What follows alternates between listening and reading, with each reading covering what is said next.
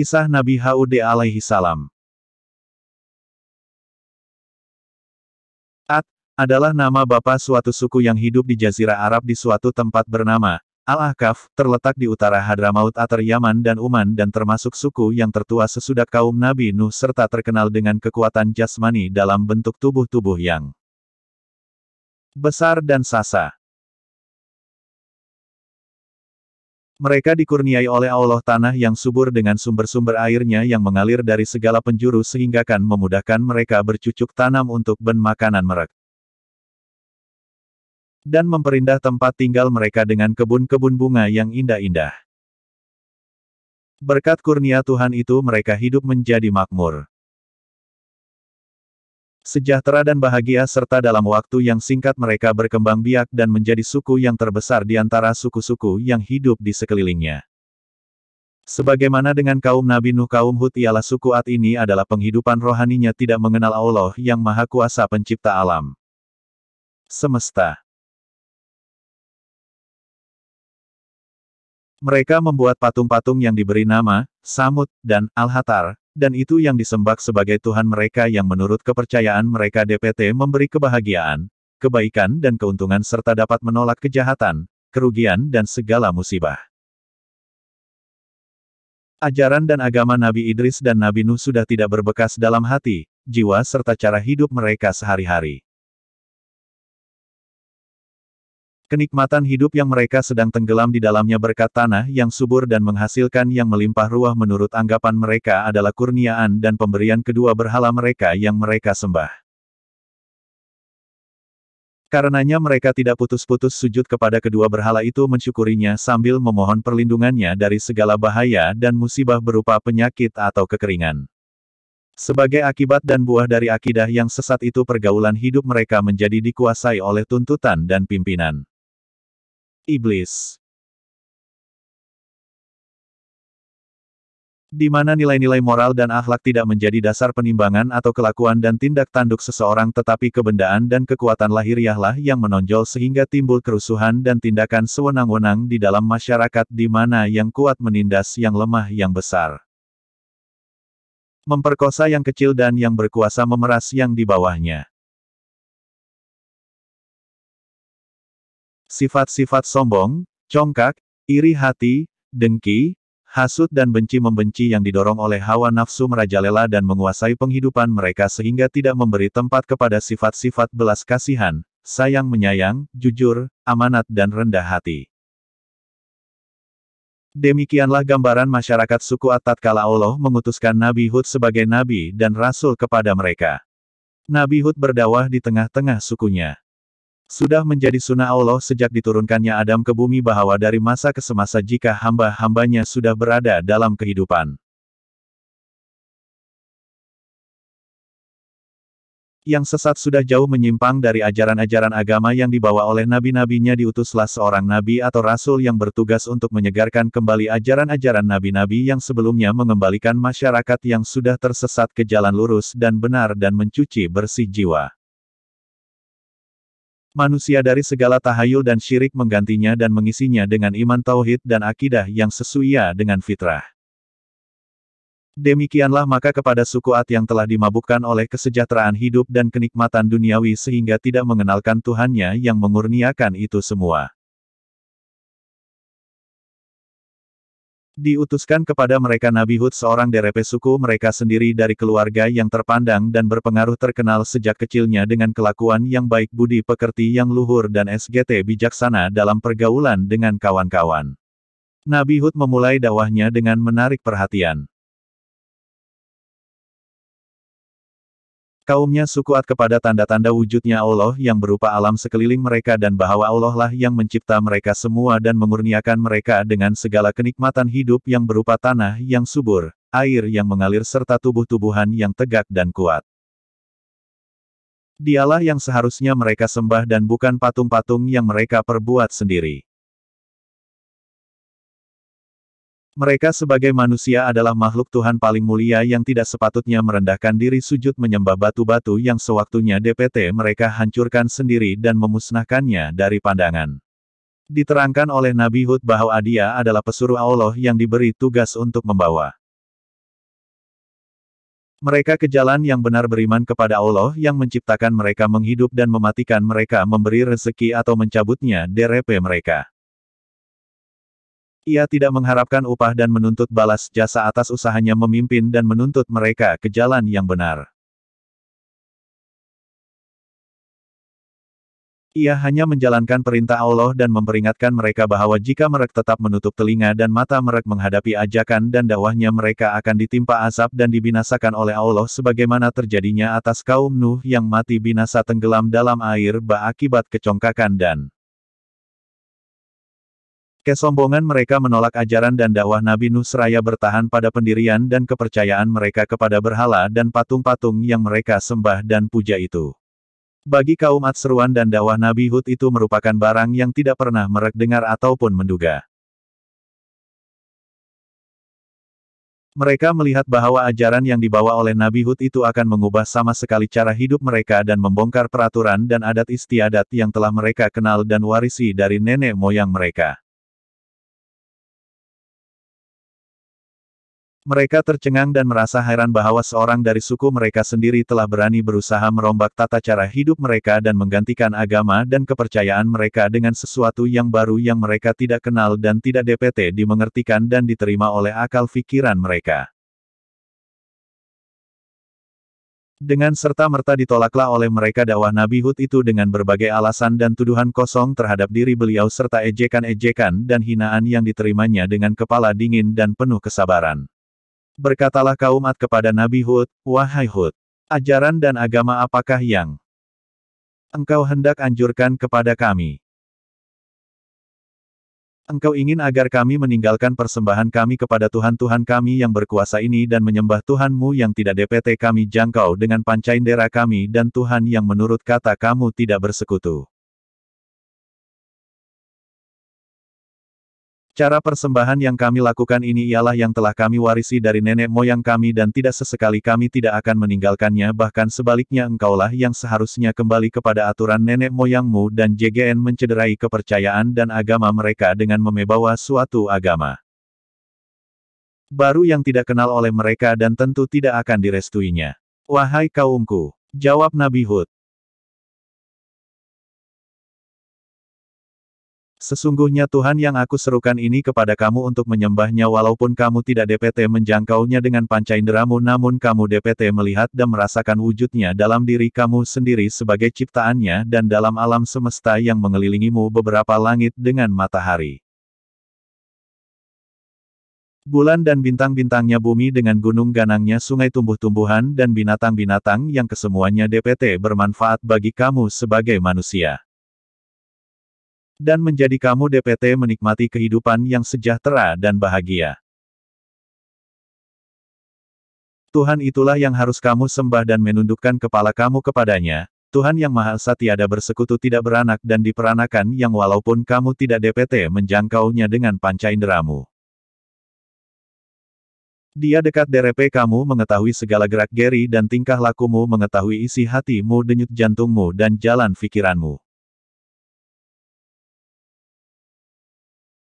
Tuhan itulah yang harus disembah oleh manusia dengan kepercayaan penuh kepada keesaannya dan kekuasaannya dan bukan patung-patung yang kamu perbuat pahat dan ukir dengan tangan kamu sendiri kemudian kamu sembah sebagai Tuhan, padahal ia suatu barang yang pasif, tidak dapat berbuat sesuatu yang menguntungkan atau merugikan kamu. Alangkah bodohnya dan dangkalnya pikiranmu jika kamu tetap mempertahankan agamamu yang sesat itu dan menolak ajaran dan agama yang telah diwahyukan kepadaku oleh Allah Tuhan yang Maha Esa itu." "Wahai Hud," jawab kaumnya, "gerangan apakah yang menjadikan engkau berpandangan dan berpikiran lain dari yang sudah menjadi pegangan hidup kami sejak dahulu kala dan menjadikan engkau meninggalkan agama nenek moyangmu sendiri bahkan sehingga engkau menghina dan merendahkan martabat Tuhan-Tuhan kami dan memperbodohkan kami dan menganggap kami berakal sempit dan berpikiran dangkal. Engkau mengaku bahwa engkau terpilih menjadi rasul pesuruh oleh Tuhanmu untuk membawa agama dan kepercayaan baru kepada kami dan mengajak kami keluar dari jalan yang sesat menurut pengakuanmu ke jalan yang benar dan lurus. Kami merasa heran dan tidak dapat menerima oleh akal kami sendiri bahwa engkau telah dipilih menjadi pesuruh Tuhan. Apakah kelebihan kamu di atas seseorang DRP kami? Engkau tidak lebih tidak kurang adalah seorang manusia biasa seperti kami, hidup makan minum dan tidur tiada bedanya dengan kami. Mengapa engkau yang dipilih oleh Tuhanmu? Sungguh engkau menurut anggapan kami seorang pendusta besar, atau mungkin engkau berpikiran tidak sihat terkena kutukan Tuhan-Tuhan kami yang selalu engkau ejek, hina dan cemuhkan. Wahai kaumku, jawab Nabi Hud. Aku bukanlah seorang pendusta dan pikiranku tetap waras dan sihat, tidak kerek sesuatu pun, dan ketahuilah bahwa patung-patungmu yang kamu pertuhankan itu tidak dapat mendatangkan sesuatu gangguan atau penyakit bagi bandaku atau pikiranku. Kamu kenal aku? Sejak lama aku hidup di tengah-tengah kamu bahwa aku tidak pernah berdusta dan bercakap bohong, dan sepanjang pergaulanku dengan kamu tidak pernah terlihat pede diriku tanda-tanda ketidakwajaran perlakuanku atau tanda-tanda yang meragukan kewarasan pikiranku dan kesempurnaan akalku.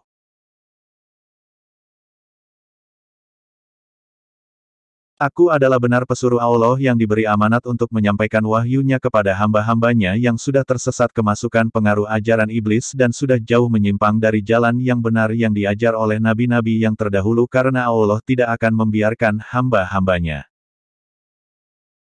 terlalu lama terlantar dalam kesesatan dan hidup dalam kegelapan tanpa diutuskan seorang rasul yang menuntun mereka ke jalan yang benar dan penghidupan yang diredainya. Maka percayalah kamu kepadaku, gunakanlah akal pikiran kamu, berimanlah dan bersujudlah kepada Allah Tuhan seru sekalian alam, Tuhan yang menciptakan kamu, menciptakan langit dan bumi, menurunkan hujan bagi menyuburkan tanah ladangmu, menumbuhkan tumbuhan bagi meneruskan hidupmu. Bersembahlah kepadanya dan mohonlah ampun atas segala perbuatan salah dan tindakan sesatmu, agar Dia menambah rezekimu dan kemakmuran hidupmu, dan terhindarlah kamu dari azab dunia sebagaimana yang telah dialami oleh kaum Nuh dan kelak azab di akhirat.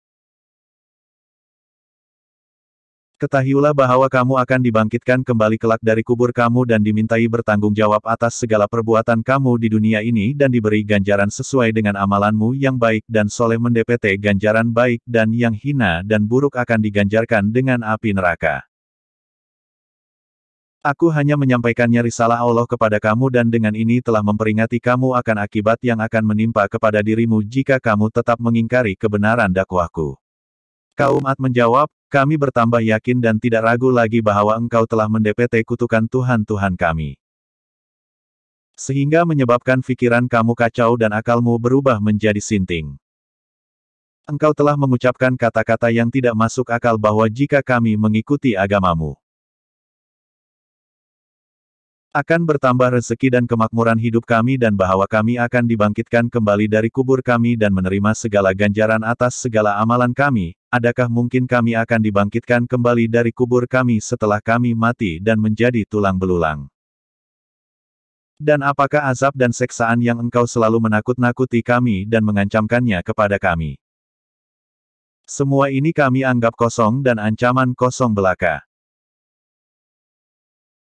Ketahuilah bahwa kami tidak akan menyerah kepadamu dan mengikuti ajaranmu karena bayangan azab dan seksa yang engkau bayang-bayangkannya kepada kami, bahkan kami menentang kepadamu, datangkanlah apa yang engkau janjikan dan ancamkan itu jika engkau betul-betul benar dalam kata-katamu dan bukan seorang pendusta. Baiklah, jawab Nabi Hud. Jika kamu meragukan kebenaran kata-kataku dan tetap berkeras kepala tidak menghiraukan dakwahku dan meninggalkan persembahanmu kepada berhala-berhala itu, maka tunggulah saat tibanya pembalasan Tuhan di mana kamu tidak akan dapat melepaskan diri dari bencananya. Allah menjadi saksiku bahwa aku telah menyampaikan risalahnya dengan sepenuh tenagaku kepadamu dan akan tetap berusaha sepanjang hayat kandung bandaku memberi penerangan dan tuntunan kepada jalan yang baik yang telah digariskan oleh Allah bagi hamba-hambanya.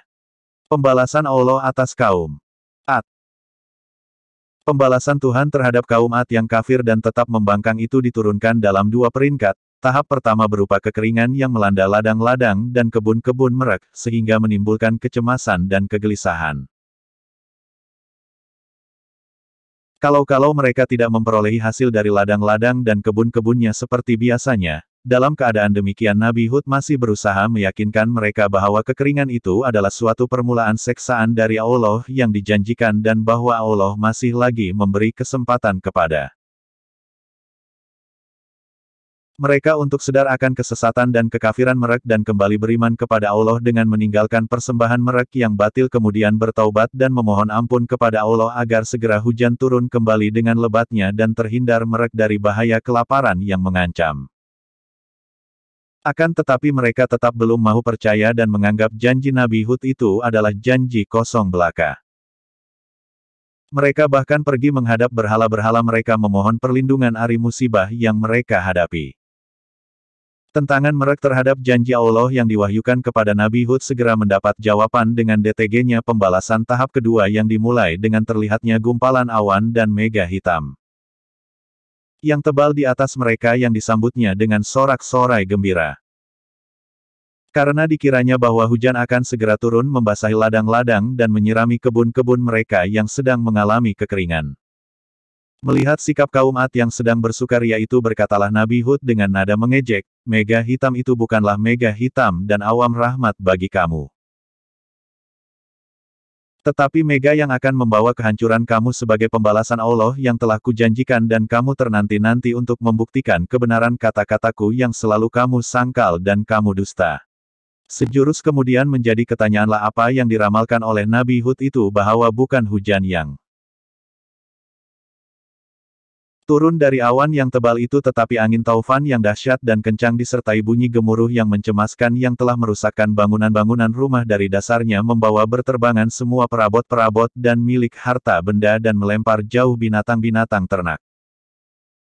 Keadaan kaum Ad menjadi panik mereka berlari ke sana sini hilir mudik mencari perlindungan. Suami tidak tahu di mana istrinya berada dan ibu juga kehilangan anaknya sedang rumah-rumah menjadi sama rata dengan tanah. Bencana angin taufan itu berlangsung selama 8 hari 7 malam sehingga sempat menyampuh bersih kaum Ad yang congkak itu dan menamatkan riwayatnya dalam keadaan yang menyedihkan itu untuk menjadi pengajaran dan ibrah bagi umat-umat yang akan datang. Adapun Nabi Hud dan para sahabatnya yang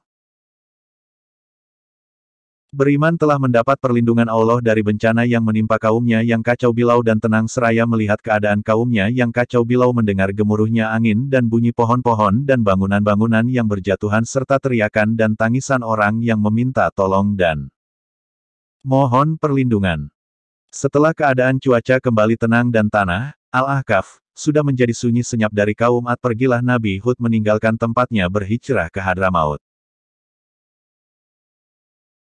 Di mana ia tinggal menghabiskan sisa hidupnya sampai ia wafat dan dimakamkan di sana di mana hingga sekarang makamnya yang terletak di atas sebuah bukit di suatu tempat lebih kurang 50 km dari kota Siwun dikunjungi para penziarah yang datang beramai-ramai dari sekitar daerah itu. Terutamanya dan bulan Syaban pada setiap tahun. Kisah Nabi Hud dalam Al-Quran. Kisah Nabi Hud diceritakan oleh 68 ayat dalam 10 surah di antaranya surah Hud, ayat 50 hingga 60, surah Al-Mu'minun, ayat 31 sehingga ayat 41. Surah Al-Ahqaf, ayat 21 sehingga ayat 26 dan surah Al-Haqqah, ayat 6, 7 dan 8. Pelajaran dari kisah Nabi Hud AS. Nabi Hud telah memberi contoh dan sistem yang baik yang patut ditiru dan diikuti oleh juru dakwah dan ahli penerangan agama. Beliau menghadapi kaumnya yang sombong dan keras kepala itu dengan penuh kesabaran, ketabahan dan kelapangan dada. Ia tidak sesekali membalas ejekan dan kata-kata kasar mereka dengan serupa tetapi menolaknya dengan kata-kata yang halus yang menunjukkan bahwa beliau dapat menguasai emosinya dan tidak sampai kehilangan akal atau kesabaran. Nabi Hud tidak marah dan tidak gusar ketika kaumnya mengejek dengan menuduhnya telah menjadi gila dan sinting. Ia dengan lemah lembut menolak tuduhan dan ejekan itu dengan hanya mengata, aku tidak gila dan bahwa Tuhan-Tuhanmu yang kamu sembah tidak dapat menggangguku atau mengganggu pikiranku sedikit pun tetapi aku ini adalah Rasul pesuruh Allah kepadamu dan betul-betul aku adalah seorang penasihat yang jujur bagimu menghendaki kebaikanmu dan kesejahteraan hidupmu dan agar kamu terhindar dan selamat dari azab dan seksaan Allah di dunia maupun di akhirat. Dalam berdialog dengan kaumnya, Nabi Hud selalu berusaha mengetok hati nurani mereka dan mengajak mereka berpikir secara rasional. Menggunakan akal dan pikiran yang sihat dengan memberikan bukti-bukti yang dapat diterima oleh akal mereka tentang kebenaran dakwahnya dan kesesatan jalan mereka, namun hidayah itu adalah dari Allah, Dia akan memberinya kepada siapa yang Dia kehendakinya.